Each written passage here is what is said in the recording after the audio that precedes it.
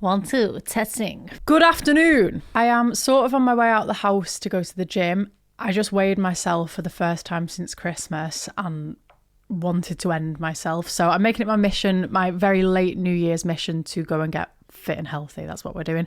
But before I go out the house, I wanted to film a story time for you guys. In the nicest possible way, this is the time that I worked at one of the dodgiest shops in Britain.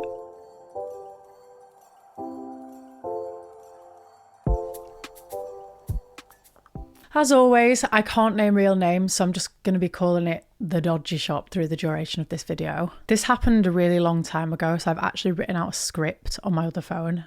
Right, so when I was about 17 or 18, I was skint, and I mean literally maxed out overdraft, not a penny to my name. I mentioned this in a previous video that I was selling clothes on Depop to make just enough money to be able to go out at the weekend, and that was my only income. As you can imagine, my parents were furious and they were in my ear constantly going, get a job, get a job, get a job. So eventually I begrudgingly signed up to a job site and wrote out some half-arsed CV. For weeks and weeks and weeks, I applied to every single job in my local area, but presumably my CV was so half-arsed and so shit that nowhere got back to me except the dodgiest shop in my town.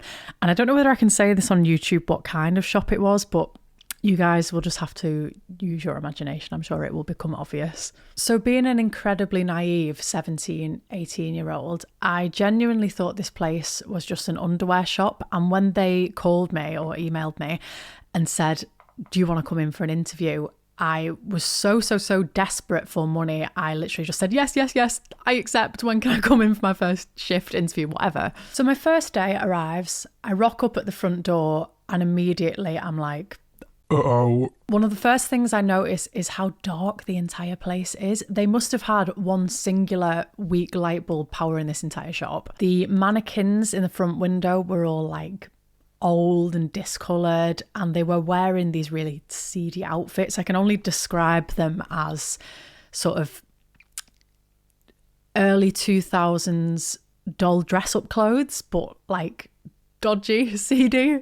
I walk in, I'm greeted by the manager and a couple of older women. They were all like middle-aged to older women who worked at this place, and they seemed nice enough. They started me off on my basic training / interview. I don't really know what it was. It was kind of like, I'd kind of like already got the job, but they were asking me interview questions. It was weird. And I don't remember many of the questions that they asked me, but there is one bit of this like interactive interview that will stick in my mind forever, and I'm not exaggerating when I tell you this next bit.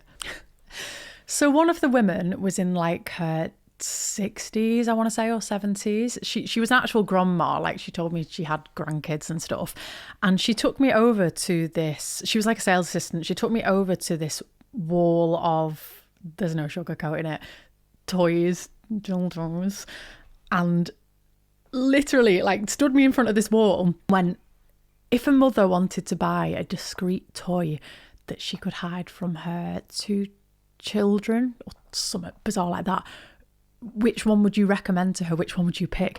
And I'm 17, 18. I was just stood there like, what the fuck?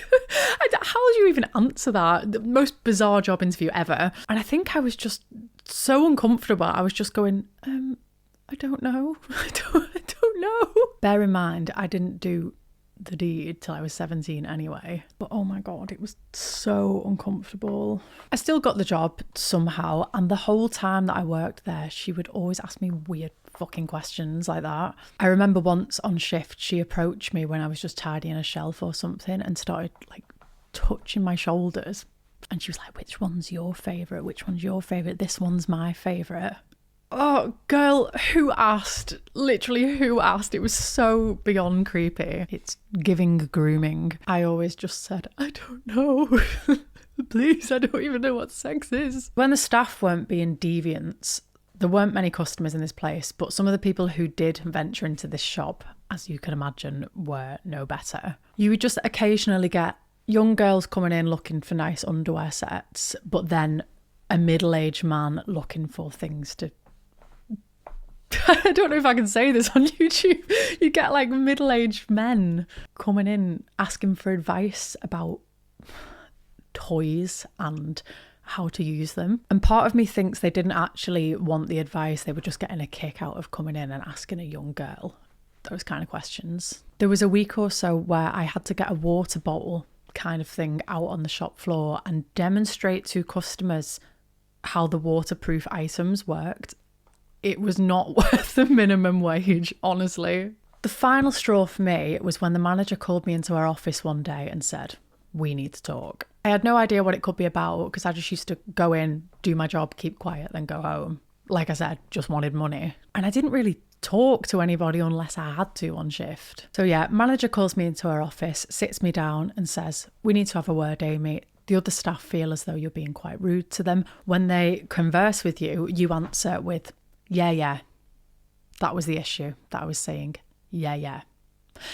And I tried to explain that I wasn't saying, yeah, like shut up. That's just my natural response. Like, oh, yeah. It's an acknowledgement of what that other person said. Me going, oh, yeah. It wasn't me being rude. But even so, it's quite bizarre to call a staff member into the office because other staff members don't like, I don't know, I guess like your tone of voice. I always thought I was quite polite, to be honest. This conversation happened years and years ago and I can't remember the details of what were said, but I do remember her slamming her fist on the desk at one point and me being a bit, whoa.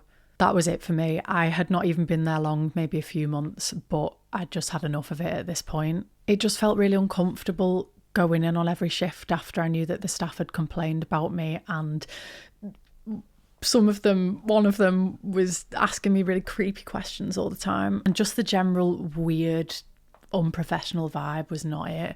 So I think I just called in the week before Christmas. It was like their busiest week and this was bad of me, but the point is it was so bad that I just kept calling in sick the week before Christmas and just never went back. And they never asked me back, to be fair. So win-win, I guess. I have got so many stories about shitty workplaces. I must have had at least 30 jobs as a teenager and got fired from most of them, granted. The only places I liked were the coffee shop. Again, can't use real names, but I liked the coffee shop and I liked the warehouse. But that's generally because they just left me to do my own thing. I didn't have to answer to anybody. I have severe issues with authority and I do not miss being employed whatsoever. So if you would like to help me keep being self-employed and you enjoyed this video, please make sure you hit the subscribe button down below. There's also a little bell notification down there that you can click and turn on notifications for all of my videos.